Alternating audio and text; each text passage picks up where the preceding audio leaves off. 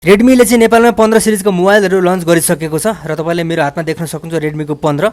रेडमीको mobile तपाईँ किन जाँदै हुनुहुन्छ भने यो भिडियो 1 मिनेटको भिडियो हेरेर मात्रै जानु होला। यस भिडियोभित्र तपाईले रेडमी 15 को राम्रो पक्ष र नराम्रो पक्ष दुईटै भेट्न सक्नुहुन्छ र त्यो पछि तपाईँ मोबाइल किन जान सक्नुहुन्छ। र यसमा सबैभन्दा पहिला कुरा गरौँ डिस्प्लेको।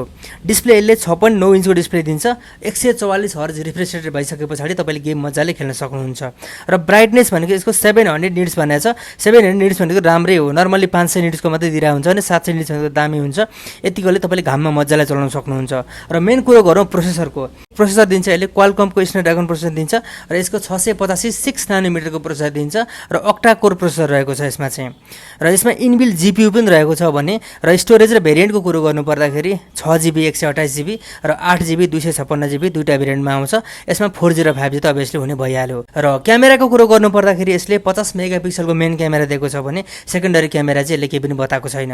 र यो क्यामेराबाट तपाईले फोटो त खिच्न सक्नुहुन्छ भने भिडियो खिच्दाखेरि तपाईले 1080 30 फ्रेममा भिडियो खिच्न सक्नुहुन्छ भने फ्रन्ट क्यामेराले दिएको छ 8 मेगापिक्सलको र फ्रन्ट क्यामेराबाट पनि तपाईले 1080 को भिडियो खिच्न सक्नुहुन्छ।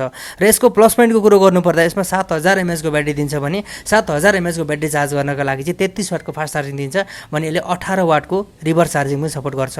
र ओएस सिस्टमको कुरो गर्नु पर्दाखेरि एन्ड्रोइड 15 मा मोबाइल चल्छ भने हाइपर ओएस 2.0 छ यसमा।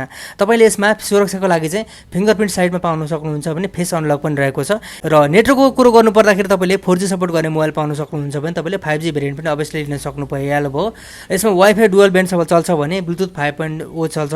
यसमा भने टाइप सी तपाईले इयरफोन